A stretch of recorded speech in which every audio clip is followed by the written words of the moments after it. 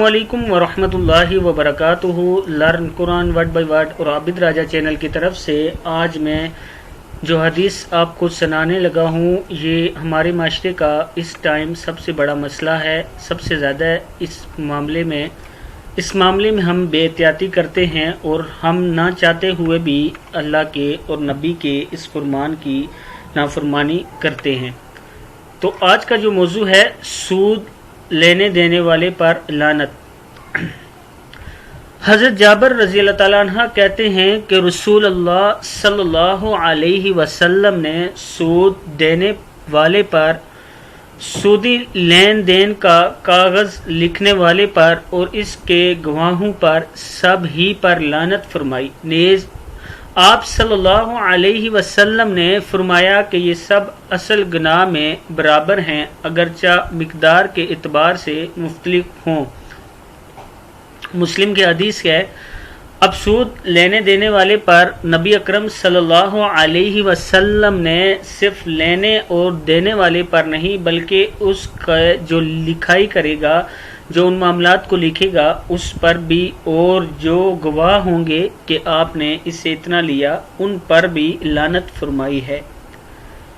इस हदीस में सूद को इतनी सख्ती से रद्द कर दिया गया है कि इसके बाद गुंजाइश ही नहीं बचती कि हम इस मौजू पर बहस करें या इसके लेन देन में शरीक हों। इसी मामले में दूसरी हदीस और कुरान पाक की आयत है, या अय्युहल्लज़ीना आमनुत्तकुल्लाह वज़रू मा बकिया मिनर रिबा इन कुंतुम मुमिनीन फ़इल्लम तफ़अलू फ़अज़नू बिहर्बिम मिनल्लाहि व रसूलिही। सूरत अल-बकरा।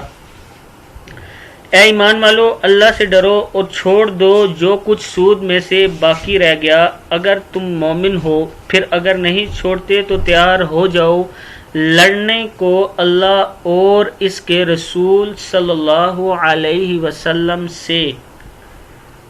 अल्लाह ताला कुरान पाक में इतने सख्त अल्फाज में सूद को रद्द करते हैं और आगे देखें क्या कहते हैं। ऐ ईमान वालो, अल्लाह से डरो और छोड़ दो जो कुछ सूद में से बाकी रह गया, अगर तुम मोमिन हो। फिर अगर नहीं छोड़ते तो तैयार हो जाओ लड़ने को अल्लाह और इसके रसूल सल्लल्लाहु अलैहि वसल्लम से। अब पहली बात तो यह है कि हमारी इतनी ताकत नहीं कि हम अल्लाह ताला से लड़ें किसी भी मामले में, और अगर हम बिलफर्ज सूद लेते हैं या देते हैं या उसकी लिखाई में या उसके गवाहों में हम शरीक होते हैं, तो ये बात देख लें कि जब अल्लाह ने कुरान में फरमा दिया तो अल्लाह से आपकी जंग शुरू होगी।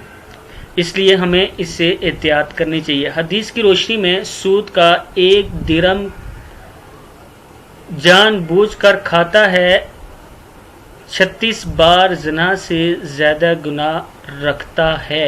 मुस्नद अहमद की हदीस है। सूद का एक दिरहम जिसको आदमी जानबूझकर खाता है 36 बार ज़िना से ज़्यादा गुनाह रखता है। दूसरी जगह इब्न माजा में है कि सूद के गुनाह के 70 दर्जे हैं। इनमें से सबसे अदना दर्जा वो ऐसा है जैसे कोई अपनी माँ से ज़िना करे।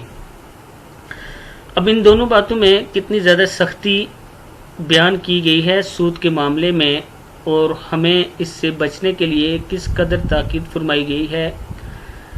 अब यहाँ पे आप देखें, सूद के गुनाह के 70 दर्जे हैं, मतलब 70 दर्जे हैं। इनमें सबसे अदना, सबसे कम दर्जा, सबसे लो दर्जा वो ऐसा है जैसे कोई अपनी माँ से ज़िना करे।